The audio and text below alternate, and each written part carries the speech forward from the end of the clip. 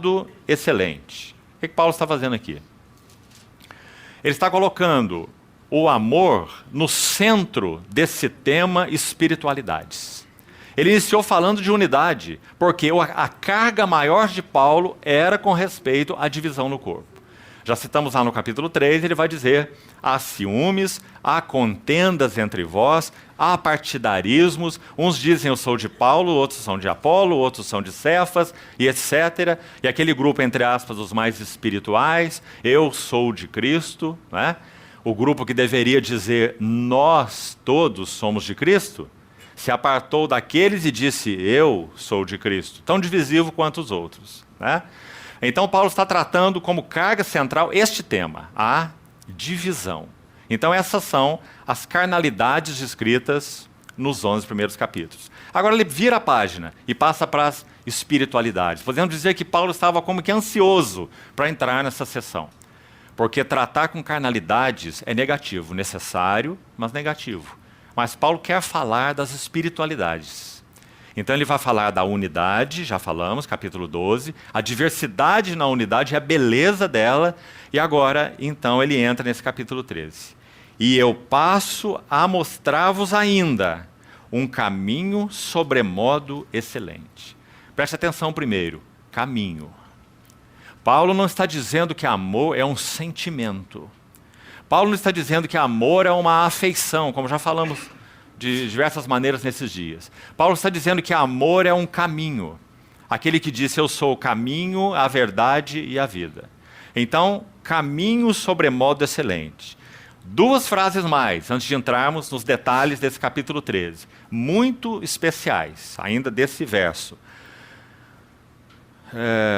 Sobremodo excelente. Essa expressão muito interessante. Para que saibamos o que ela significa e o que Paulo quer dizer com esse termo, se referindo ao amor, o termo grego, transliterado para o nosso português, nós também temos essa palavra em português, é hipérbole, é o termo grego, se você consultar aí. O que é esse hipérbole? Hipérbole é algo super eminente.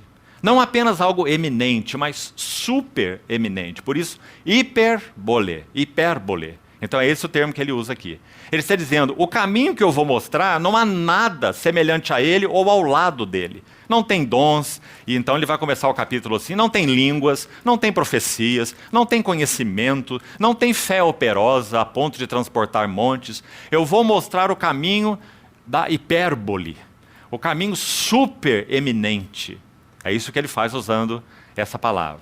Agora, quando ele diz assim, um caminho sobremodo excelente, usando essa palavra, vamos buscar na literatura de Paulo mesmo algumas traduções dessa palavra para as nossas versões. E vamos ver como ela é linda, esse termo hipérbole, ou sobremodo excelente.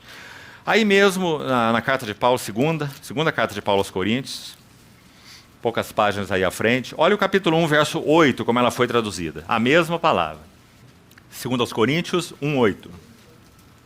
Porque não quero, irmãos, que ignoreis a natureza da tribulação que nos sobreveio na Ásia, porquanto foi acima das nossas forças. Esse acima aí, essa aí é a ideia. Ele está falando de uma tribulação supereminente, tanto que ele descreveu assim, a ponto de nos desesperarmos até da própria vida. Ele não está falando sobre uma dor de cabeça aqui não, né? Ele está falando sobre a natureza de uma tribulação que levou-os a desesperar da própria vida. Então aí está a palavra hipérbole de novo, aplicada ali em Coríntios 13 para o amor. Algo supereminente, algo que está avantajado além dos limites, né? Vamos ver uma mais. Capítulo 4 dessa mesma epístola, 2 aos Coríntios 4, olha o verso 7. Temos, porém, este tesouro em vasos de barro, para que a excelência... Aí está a palavra de novo, aqui traduzida como excelência. De novo é a palavra hipérbole. Então ele está falando de algo excelente, algo acima do comum, acima do normal. E essa palavra que ele usa para se referir ao caminho do amor na vida da igreja. Mais uma, aí mesmo no verso 17, ela aparece novamente. Porque a nossa leve e momentânea tribulação produz para nós eterno peso de glória acima de toda comparação. Aí está a palavra traduzida dessa maneira nesse versículo. Então, se você for aplicar tudo isso ao capítulo 13 lá que nós lemos, Paulo está dizendo que esse amor que ele vai apresentar no capítulo 13 é um caminho acima de toda comparação, como foi traduzido aqui. Vamos para uma última menção, aqui bastante interessante. A Epístola de Paulo aos Gálatas agora. Veja como ele aplica essa palavra aqui. Gálatas capítulo 1, verso 13. Veja que verso interessante. Porque ouvistes qual foi o meu proceder outrora no judaísmo. Paulo descreve a sua história no judaísmo em várias passagens. Aqui é uma vez, em Atos descreve 3 vezes, né? Aquele testemunho na estrada de Damasco, Lucas descreve no livro de Atos 3 vezes, né? As palavras de Paulo 2 vezes e as do próprio Lucas no capítulo 9 de Atos. Então olha aí, Gálatas 1,13. Ouvistes qual foi o meu proceder outrora no judaísmo, como sobremaneira. Aí está a palavra mais uma vez, a mesma palavra. Traduzida aqui como sobremaneira. Você viu que grande palavra? Acima de toda comparação. Sobremaneira, sobremodo excelente. Acima, lá naquele texto 1,8, 2 Coríntios, acima das nossas forças. Essa é a palavra que ele usa para descrever o caminho do amor na vida da igreja. Agora, apenas de passagem, já que estamos nesse texto. Está vendo essa palavra perseguia nesse versículo? Logo aí em seguida. Sobremaneira perseguia. Paulo usou essa palavra lá em 1 Coríntios 14, nós já lemos, lemos na introdução, quando ele diz, segui o amor. Que interessante. A mesma palavra que ele usou para dizer que ele perseguia a igreja de Deus, e numa das narrativas de Atos ele diz, eu a devastava. Perseguia e a devastava. A mesma palavra perseguia, a qual ele usou para se referir à sua perseguição a Cristo e à igreja, ele usa para se referir a perseguir o amor na vida da igreja. Muito sugestivo. Ele está dizendo, assim como eu perseguia ferozmente a igreja, agora eu persigo o amor. Então exorta os irmãos de Corinto, persegui, como um imperativo, né? Uma ordem, persegui o amor. Um imperativo. Então, essa é a ideia por trás, ou anterior, né? Como antecedente desse lindo capítulo 13 de 1 Coríntios. Agora, nós vamos buscar, com a ajuda e graça do Senhor, fazer uma tarefa meio homérica nessa noite. O capítulo 13 contém 14 frases sobre o amor. São 2 sessões de 7 frases. Nós vamos ver depois como elas se dividem. 7 em um grupo e 7 em outro grupo. Cada frase é de um impacto violento nos nossos corações. Por isso, irmãos, já foi dito por muitos que esse capítulo 13 de 1 Coríntios, cristãos e ímpios, e acho que agora nos interessa mais são os ímpios, né?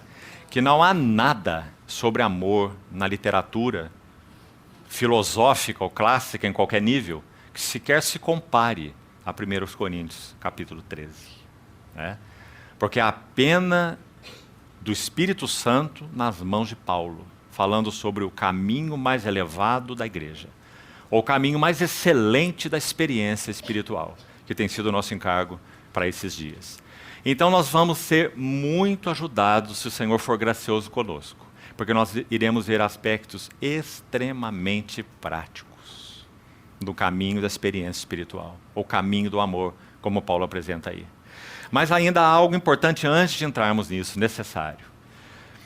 O famoso erudito, autor da Concordância, Strong, ele diz que ágape é uma palavra puramente bíblica e eclesiástica.